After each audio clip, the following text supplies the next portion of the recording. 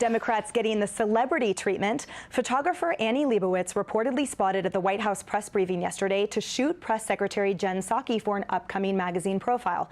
Leibovitz shot Vogue cover photos of Vice President Kamala Harris and former First Lady Michelle Obama. Yet Melania Trump, an actual professional fashion model, didn't make the cover of Vogue once during her 4 years as First Lady. But Leibovitz did have time to shoot a spread of Trump nemesis Stormy Daniels for the October 2018 issue. Kaylee, obviously I'm starting with you on this. Now, I'm pretty confident I speak for millions of Americans when I say that I waited 4 years for there to be any type of coverage or profile of Melania, of you, of Morgan, of Sarah, of any of those strong women in leadership roles in that administration that were working tirelessly day in and day out and somehow looking absolutely stunning the entire time. But not only was there, frankly, a dearth of even profiles, not to mention things like Annie Leibovitz shoots, but there was also a frankly concerted attack and quite frankly vicious coverage of you all, both personally and professionally. That's right. Instead of the glowing profiles, there were hit pieces repeatedly, time and time again. It's just so sad that you have a fawning press corps like this, a fawning media, sycophantically covering members of the Biden administration.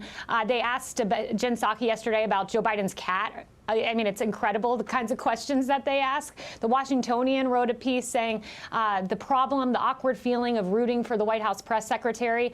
We need investigative journalism. We don't need fawning coverage. It doesn't do the American people any justice. Exactly. And also, you were a working mother during your time there. So was Ivanka. So was Sarah. So were so many of those women in those leadership roles. And yet it seems as if with the mainstream media now, they're just now discovering women that work and also have children in this administration and totally forget or fail to acknowledge all of you guys that had the same thing that performed day in and day out as working mothers in the prior administration. That's right. I remember when the New York Times came to the Trump campaign headquarters and took pictures of all the women of the Trump campaign, because we had so many. I was pregnant at the time. I believe Laura Trump was pregnant. We kept waiting for the story to pop. It never did, because it just simply wasn't negative enough. Maggie Haberman wrote, as the Biden administration was coming in, that it was refreshing to see women like Jen Dillon, the head of the Biden campaign, talking about being a mother. Oh, wait, I quote tweeted Maggie Haberman with a picture of me with the stroller in the White House, because Sarah was a working mom, Stephanie Grisham was, I was, and Morgan Ortagus was pregnant during her final year at the State Department. But Maggie Haberman seemed to have forgotten that. But the rest of us don't. Morgan, what is your perspective? So I have a little bit of a different perspective. Let me just say, and this will surprise many Fox viewers, Jen Psaki is actually a good friend of mine. And whenever I got the State Department spokesperson role, she had been a prior State Department spokesperson and really met me and took me under her wing and let me ask questions. And so I think she's a great person. She's a great mom. She said that she's going to step away probably after a year because she has small children, I think, in elementary school. And I think a lot of women can relate to that. So I don't see her success as a threat to my success or Kaylee's success. I think maybe I just have come to accept that we're not going to get the same sort of accolades. And I think that's okay, because the people probably subscribing to Vogue and other magazines, probably, they're people who pay to subscribe to them, probably don't have the same ideology as we do. I think what's more important to me is that, my family is proud of me, that my daughter is proud of me. I think, Kaylee, your daughter, one day, whether you were in Vogue or not, is going to be able to see these pictures of you working at the White House, taking her around in her carriage. And I think that is worth more than 20 profiles. You're raising a strong baby and a strong mama, and I love it. Let me make one point. I don't care about a Vogue profile. I never did. When I went into the administration, I had one goal. It was to elevate children who are killed in our streets from the White House press podium. It was to talk about people like David Dorn, who lost his life, and his murder was streamed live for America to see. These stories were ignored. These were the forgotten men and women. And when we came into the administration, and certainly me, I had one goal: elevate the forgotten men and women. And that is a legacy that I'm very proud of. No Vogue profile necessary here. And Larry, Morgan makes an excellent point we all get behind. No one is talking about whether or not the women of the Biden administration, we're not saying that they don't deserve this coverage. We are pointing out the media's unfair coverage of all of the hardworking women in the Trump administration. So what say you about this consistent unfair application by the media?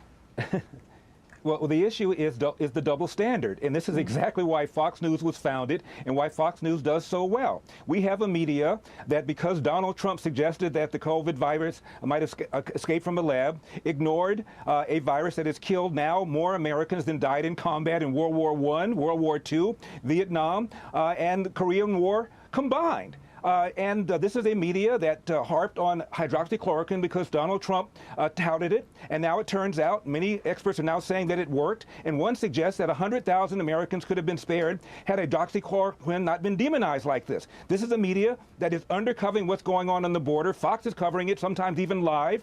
Most Americans are not outraged more than they are because they're unaware of what's going on our borders because the media is ignoring it because they don't want Biden to look bad because they're afraid they're going to lose the House in 2022.